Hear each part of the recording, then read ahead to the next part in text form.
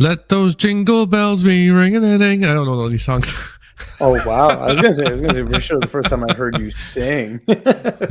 Have a merry Christmas. We can close the show. That's like that was just a treat for everybody. Like, look at that gift you've just given out to everyone. I'm dreaming of a white Christmas. Good morning, everybody. Wow. Welcome to the last episode of 2025. Thank you, John. Yeah. Episode 48. We're going to leave it off on a nice number 48. That means we took 4 weeks off this whole year. And we brought you 48 great episodes. Do we have something new for 2026? We don't know yet. We're going to take the 2 weeks and figure it out. We'll come back. We both actually, you can't see it, but we all have new gear already. Like Matt's using some new gear. I'm using some new gear. So that's fun. Yep. I'm gonna get that boon that John sent me a picture, so I don't have to keep holding this mic to my face. It's gonna be super cool. We're gonna be like studio executives, and then one day we'll stop recording and be like, "What's all this gear for?" My kids will be like, "What's?" You should see all that. Like when I was doing tons of videos, like earlier in the year, and I have all of this stuff still set up, like the green screen and everything. It's wild. What's it all for? The kids be like one day, the grandkids, what is all this stuff for, Granddad? No idea. I don't remember anymore. I don't remember. On that note, we need some coffee to wake up because clearly I'm already awake. I've already come down the chimney. John's waiting for... Well, you've been up all night, clearly. Clearly. And on that note, John, we got to get you some brain food. Get you excited. What do we got? You ready? You have to train before the race, not after. You have to build a skill before you get the job that requires it. You have to be trustworthy for years before anyone trusts you with something important. The bill comes first. The reward comes later. I personally like this one a lot. Great way to finish off the year. Boom. Let me hear it, John. No, I agree, man. Like, I think probably one of the biggest challenges throughout my career, like just, going as far back as you want, has always been to try to get enough sort of focus and momentum and support for kind of like all of those basic things, right? Like all of the things that you need to be able to do really well if you want to do the flashy stuff or the sort of eye-catching stuff really well. And it's hard. A lot of people just like the fun stuff, right? Everyone wants to sort of like ring in the sale, but no one wants to build the shelf to make sure the product is right at eye level for that customer to buy it, so to speak. You know what I mean? So I agree with this one big time. I do have to say I agree with you on that one. It's hard when it stops being exciting. When something's not new anymore and you're like really, I don't want to say grinding through it, maybe even not even going through the motions, but it becomes second nature and it's not new anymore and you still got to do and you still got to get through it and you're still doing it. I think that's a big kudos to those people when that skill becomes second nature and you're like, oh, I'm dreading it, and you still do it. Or to add to that, the people that, for example, will just like keep figuring stuff out or like not just be satisfied when it's like, oh, this is an annoying task, I've done it like well enough, even though they might know that there's like a little bit more room or that you could do even better. And they kind of like then move on to the next thing. Like really, anyone that you have, whether you're working with a small business, whether you're an entrepreneur, whether you're in a corporate organization, whatever, when you have people that will just dig in and almost never be satisfied, you're probably going to find yourself in a pretty successful place. Or to that point, I think you raised a valid point. When you have those people, they've had them be like that. All of a sudden they stop. It's time to do a good pulse check with your team and be like, hey, what has changed that you're no longer as invested? Are you tired? Do you need a break? Do you need a little bit of time off? Do you need some kind of quote unquote perk to get you re-energized? Because nobody can be running at 100% steam all the time. And when your high rollers or your high efficiency people are not doing it what they're supposed to be doing at the same level, you as a leader, you as a coworker, you as someone, even it could be your own boss. I even have approached my own supervisor, my manager in the past, but like, hey man, you look a little burnt out. Take a day off. I'll take care of your stuff. because you need to be functioning 100%. It's not always top down. It could be bottom up, and it really makes a difference because then the whole team functions better. There's less workload. But if your coworkers dragging their feet, it affects everybody. So the more people that notice and get together and talk about it, the better it is. It's a community. It's not just one man shows. Yeah, 100%. No solopreneurs here. It's community. Community. Yeah, there you go. I mean, they would probably say a community of solo entrepreneurs too, but well, I'm sure as long as you've got people, you're good. So what is on the agenda for you today? We got our last show. We're going to leave people with a few thoughts for ending this year. What's top of mind? Ending the fourth quarter strong. You've prepped all this year for this moment, whether you're winding down or winding up, depends on what type of business you're in. Ending it strong, ending it positive. There's a lot of pressure in the marketplace. There's a lot of carriers that went out of business in the last little bit. A lot of big carriers. I don't think we talked about it last week, but Lightspeed, a big Canadian carrier, defaulted. There's a whole bunch of ones in the United. Yeah. A whole bunch in the US have been struggling as well, and we're seeing contracting of rates. And if you're in contracted rates right now, you're going to be struggling for the next little bit as these rates are now starting to get to push up for the next year, for 2026, which is positive for some, negative for others. It's an interesting position to be in 2026 for sure. Yeah, there's a lot of there's like a lot of like weird kind of things going on. Like some things that I think like don't matter and get way too much attention, and that if people chase that, they're just gonna like blow a bunch of their cash and waste of time. Then there's some other things that I think I personally feel that I've noticed like a lot of very like macro trends around big businesses and big businesses just really going all in on trying to capture more share and being more aggressive than they were with it a year ago, even and even a year and a half ago. And I think it's funny to see the narrative flip where it was like, you've got this diversify here, get better rates there, do all of these things. And I'm not saying any of these things are wrong, but I think you've seen a quiet comeback from a lot of the major players. And I don't think that game is so easy anymore. And I think it's actually dangerous for a lot of the smaller carriers. Like I saw a couple of interesting things. I posted a little bit about some of them over the weekend. So I don't know if you saw it. I know we don't always get around to the LinkedIn stuff over the weekend. One interesting thing I saw, and this is what I would call maybe now like a secondary impact to some of the dynamically changing U.S. economic policies and global trade. The EU all of a sudden came out sort of late last week being like, we also don't like these low cost goods. And I think it's time we start to kind of tax them. Whatever they put on them, a fee, a surcharge, to calling it temporary, whatever. I can almost guarantee you that will not be temporary. But they were looking to add like something like, let's call it like a €3 charge levy, whatever, on all of these low cost goods that are entering the country, like, entering sort of the EU.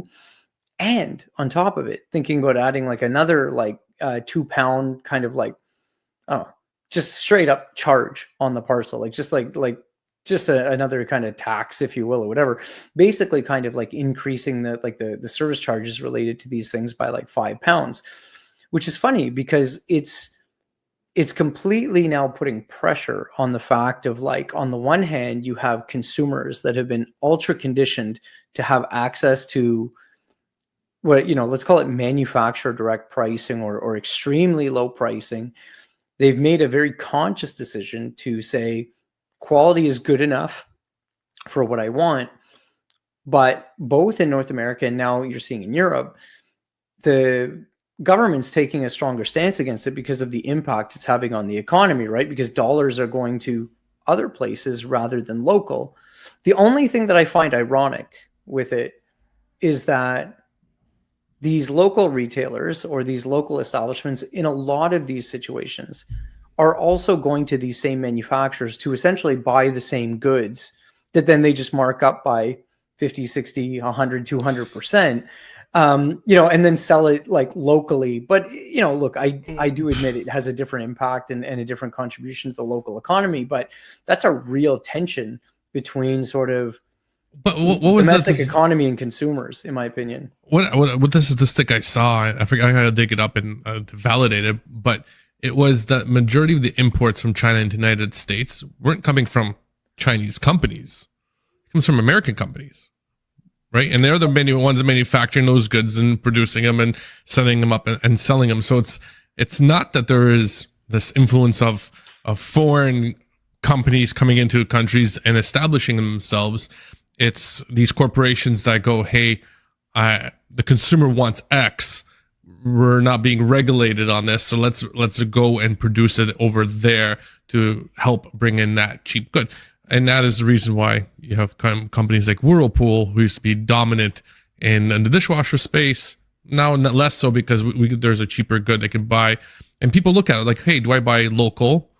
Cost me, $5,000 for a dishwasher, great quality, or do I buy something for $1,000? It might last me 3, 4, maybe 5 years, but I'm going to buy a new place, or I'm going to move anyway in that time. So I don't want to bring my dishwasher with me.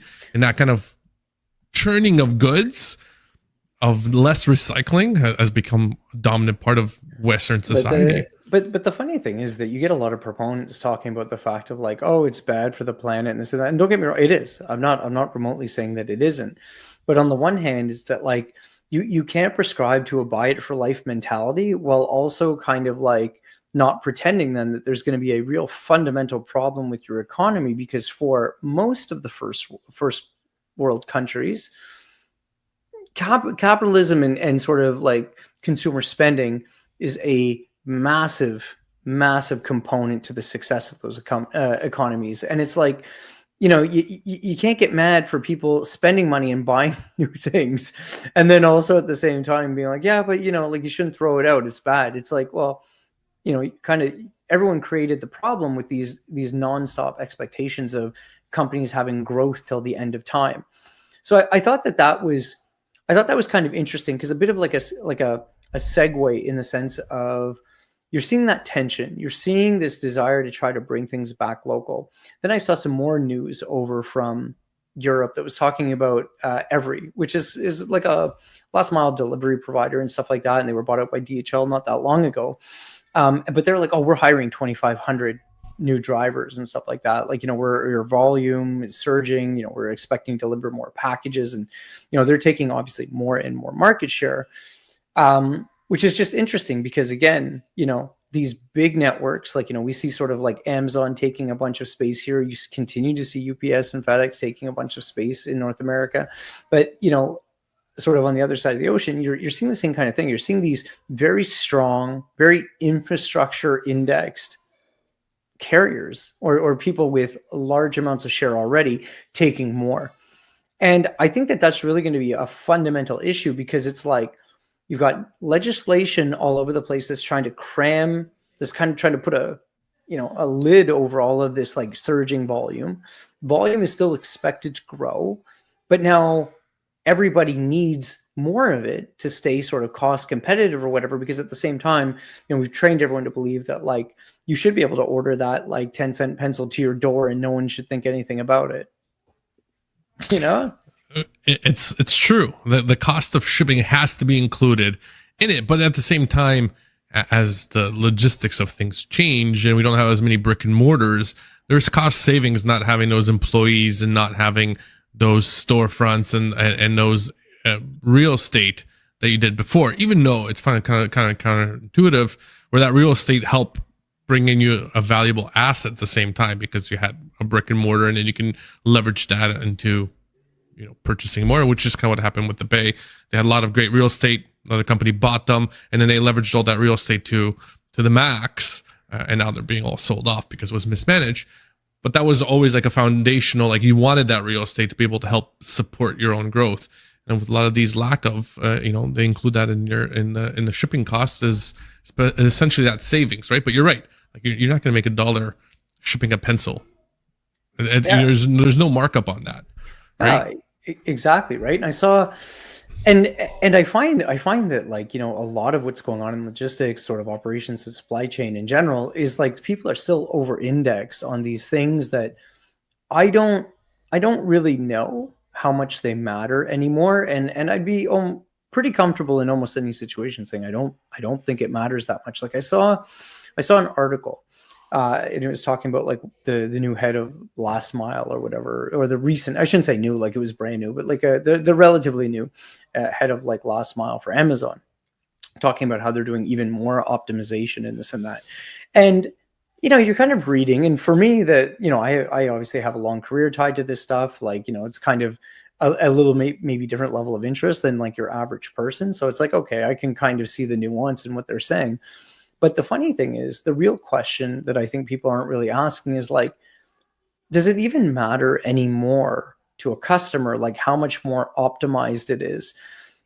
Amazon, for example, is trying to like squeeze everything they can, because for them, with their volume and their transactions, right, getting one or two deliveries more per truck per day is a massive benefit.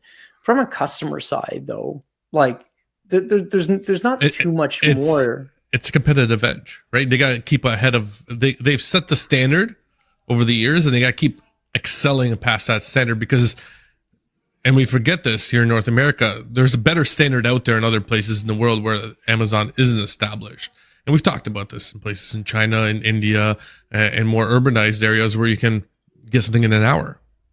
They're getting it down to 15 minutes. But again, I don't think that this stuff is all that good. So for example, Friday night, and this is where I don't like all the restaurant stuff and whatever. So it's like I was out doing like sort of like pizza and like wings and all of this stuff, whatever. And now I straight up, I don't like, it's exceptionally rare for me to use like Uber or DoorDash, anything like this. Just not like, I find the whole system is wild. So very, very rare. So I go to pick it up, and I bring one of my kids with me and stuff like that. And we're waiting in there. In the time that we were waiting in there, like maybe 15, 20 minutes or whatever, there was two different Revolving like doors I'll say DoorDash, but it wasn't necessarily yeah, DoorDash, whatever. But skip the dishes or whatever. Yeah, there was two sort of like gig work delivery drivers there. Three, actually. Two of them waited, and one of them came in, something wasn't ready. He kind of darted out, probably trying to do another transaction, and was like going to come back later. But it's like a world that's built around this notion of like sub minimum wage pay and not paying people for their waste and their lost time and stuff like that. Like, to me, it's like a house of cards that's going to come crashing down, because it's like, you got these people running around to try to make like $3, and they're being asked to wait around for 25, 45 minutes. But that's been part of logistics forever. Like, how many companies don't pay waiting time for a driver sitting at a location? Like, it's an ongoing thing that's always been part of that. The driver is at the bottom of the totem pole, whether it's a gig worker or a driver. And what's another hour? That's not a big deal if they wait, even though they had an appointment. And that's a very common issue still. And not only that, like, it's been quote unquote $50 per hour for, I don't know, since I've been in logistics. You know what I mean? The inflation has definitely made it more than $50 an hour for a driver's time. And a layover, if the guy spent a whole day there, he gets $250. That's 5 hours worth of time. He might have sat there for 12 hours. We've always abused the driver, the gig worker, whomever else. And it's brokers, it's shippers. And on the flip side, though, because I had read this article about that, like, pisses people off about driver pay. But the flip side, how many times has a driver been late and the warehouse team is all waiting for it as well? Who compensates that inefficiency, right? And if, the customer goes, hey, you owe me for that. Oh, it's not our fault. XYZ happened. Kind of works both ways, but I found that very interesting. I definitely would say, though, that depending on where you go, it can be very disproportionate too, because to your point, like, okay, yes, like a driver, the impact there versus, like, for example, like, where does the buck stop? Is it at, one warehouse worker? Is it at 5? Was it at the whole line? Was it a percentage of the day? Like, it becomes really muddy. That said, I've supported in the past, like, for example, upping, wait time and trying to do it, because I think it's good both ways. Because I definitely think that, for example, it's a pretty quick back of the napkin math to be like, hey, we're super behind. I got a driver waiting. Worst case scenario, $50, $200, whatever, versus, X, Y, or Z other decision. What I used to always share with my teams, though, is to try to get them to understand it's like the impact of the relationship you can have with that carrier, because it's not really the wait time, because 99% of the time, but the driver but listen, sorry, the driver wouldn't even want the money, even for $250, because the reality is you've more than likely impacted their next load, which Correct. is far more profitable than $250. So it's like, even paying like something like, $100, $200, $300 is more often than not the wrong way to think about solving the situation, or that it's okay. And there's the other interesting thing, there's a whole psychology around this fact of like, once someone thinks that they can just pay for something, they feel very absolved of the responsibility. Yeah, I agree. And they have ownership of that point, right? Oh, I paid you for it, so you shouldn't be. You shouldn't complain. We're square. I paid you, right? And it's funny because recently a carrier came back to me after he was waiting at a location, no fault of his own, kind of talked to the customer, and they're like, hey man, I really, it's not about the money. I lost my trip back. I lost a ways to optimize. I had to give up another trip. I can't make my driver more efficient for the morning because now the 10-hour cycle, like you've screwed up a whole schedule for me. It isn't just, hey, sorry, it's a few hours. He goes, I had it planned, and that plan had generating revenue for that person. That person now won't meet his goal for the week, and it's because you did that. I'm like, shit, I'm sorry. But at the same time, like, how would you like, I'm not going to pay $2,000 for 3 hours of waiting time, right? What's reasonable? He goes, it's not about reasonability. It's the fact that there's nothing you can offer me to make me whole at this point. Yeah, right. Well, because the reality is both people's positions in that case are just they're not well aligned. Like, you know what I mean? Because a customer, for example, can only realistically absorb so much that they feel is realistic, and the carrier would honestly, the way that most logistics networks have them running, like, it is pretty back to back, like, right? It's kind of like the way that Southwest operates is like, why the reason why their tickets were so cheap? Because the second that plane landed, it had 25 minutes to turn over and it was going right back out. That's why, like, essentially, like, Southwest was built on this notion of like paid engine hours, essentially, right? Same, it's like, the wheels in the truck spinning, right? And the more hours in a day that's happening, the more profitable that carrier and the network is. It is very true. When I worked for a larger carrier, one of the things that we focused on was not efficiency per driver. It was efficiency per trailer. And how do we maximize revenue per trailer for every kilometer? Meaning trailers sitting, trailers not being empty, trailers not being reloaded quick enough was costing revenue. Right. And everything has to be associated to transit time with a little bit of leeway, obviously, depends on the time. It has to be emptied and turned. And when you dipped below that, you knew the engine wasn't working properly. So we were very focused on how do we get that revenue per trailer as maximized as possible? Because most people look at revenue per driver, right? But I think that uniqueness of revenue per trailer is very, very specific and very smart. That's kind of interesting, because so earlier in my career, right, like things like drop trailers would come up, oh, can we have a drop trailer? You're gonna use drop trailer, do this, that. And that was almost like absolutely not. Like, do you know the impact? Do you know the cost? Like, same kind of thinking, like, right? Like, this asset is essentially tied up. It's not really doing a lot per se, you know what I mean? Other than waiting until it's picked up, and then then the revenue generating transaction starts or whatever.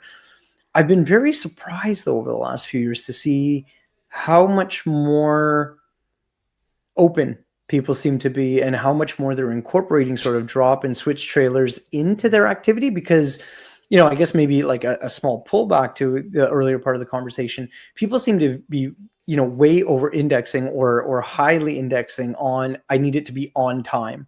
And I would rather give up a trailer asset, you know what I mean, than not. Now, works a little bit easier on certain types of trailers and freight, but still. It also gives the ability to do more as a carrier. So you get more loads per trailer technically, because you can switch that driver and move that freight a lot quicker. Because if you're tied to that 1-in-1 scenario, you can only move if that trailer is unloaded. And if it takes time, I can have that more of that activity happen. So eventually, if you have enough of that activity, enough of that efficiency of a drop trailer, it would be the ultimate way to go about if they can drop, unload, grab a new trailer that is loaded and move on to the next position versus wasting time being loaded. But the same thing goes for any product. Like we talk about drivers and whatnot, but products sitting on shelves is just as dwell time of inventory is just as bad, as much as a dwell time of a trailer. You don't want your product sitting on your shelves for a vast amount of times. And that's why you see, whether it's car dealers or retailers, they start doing blowout sales because it's like, I have this product, I really need to get it moving. And it's more prevalent in the United States than it is in Canada. But in the United States, like if you see a car in a lot, you can look at, how long it's been sitting there. They'll have huge discounts on the car to get it off that lot. And it's the same thing applies for inventory for retailers. That's why you have like 80%, 90% off on certain items because they need that inventory out because it's lost its value because they've cost have held it, right? Well, or it's a drag on cash flow really at that point, because if it's not turning, it's been paid for. So like of course you're going to lose like sort of like, let's call it like the margin expectation that you had for that product. But then beyond the margin expectation, there were real dollars put out for that, right? Which is why for any business, when you look at the P&L or whatever, inventory is listed as an asset on the books, like, you know what I mean? Because of the fact that investment in inventory is then supposed to turn with some margin potential, and i.e. be your profitability, or at least your gross margin. And when it's not, now all of a sudden it's like, well, now you just tied up your cash and it's not turning. And until that moves through the system, that cash will never rematerialize. Well, that's why the online shopping made it so much interesting for Amazon as well, because they got the cash up front. Right before, like, you didn't have to have it in their inventory per se to have that product purchased that first, because now they needed an inventory because they needed to turn quicker. But when it was first for like a week or two delivery, or 5 or 6 days, they almost had a way to have it from manufacturer directly to the receiver until they started building up warehouses, and that's how they got a lot of their money up front, and they paid for a lot of different things and they had that equity that a lot of other ones didn't have, right? Well, Amazon in the most like basic sense, like, I mean, now of course they do their own, like, sort of, they do their own products, they do their all sort of like 1P buying, where like they buy the product from a vendor. So like they're a little bit more traditional, like, let's call it like retail structure. But for all of their third-party merchants, and if you think of all those Amazon warehouses with product in there, why do you think Amazon doesn't care if you put product in 10 of their buildings? If it helps the promise, why will they keep taking your product in? Because they don't pay you for it. If you're a third-party merchant, you've paid for your product, you're holding the bag, you're putting into Amazon for free. Like, they don't pay you anything for that product, and now they charge you fees. Charge you fees to inbound it, charge you fees to disperse it, charge you fees when you sell it. So it's like they actually have access to a wild amount of inventory for offers, and they've never put the cash down. It's a really interesting play on, where retailers pull benefit. Like, one of the jokes with Costco is that the most important product for Costco is the membership.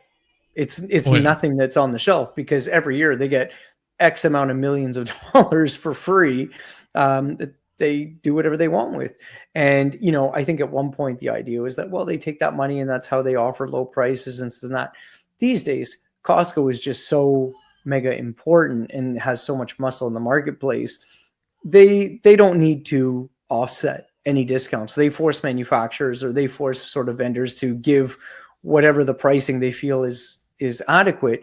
And very, very, very rarely are they fronting or footing a bunch of the bill. They do it. I shouldn't say that. Someone from Costco will like DM me and be like, no, we do.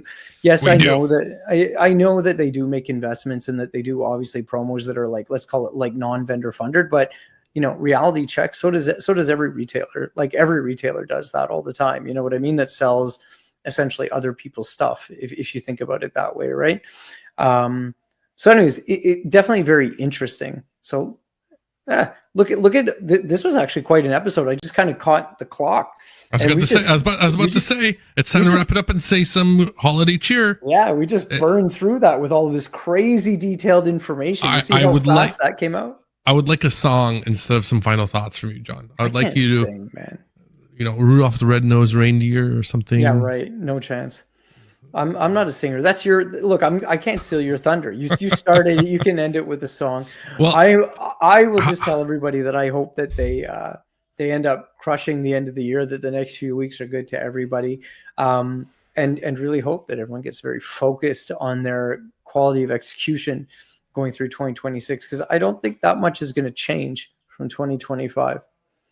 How about we end it on, happy season's greetings, whatever holiday you're celebrating, may you have it with your family, friends. Don't talk logistics. That's too controversial. Talk politics and religion instead. Yeah, don't talk truck at the dinner table, guys. Enjoy your holidays. Enjoy that little time off that we have. It's very precious. We'll catch you guys in the new year. We'll be back. Let me look at the calendar. January 5th. Yeah. We'll have a next episode back out, and maybe some new ideas, maybe some new things, but I still think we'll be waking up and delivering as we always do. Same kind of format, and we'll keep going. On that note, thank you again. Happy holidays. Merry Christmas. Bye, everybody.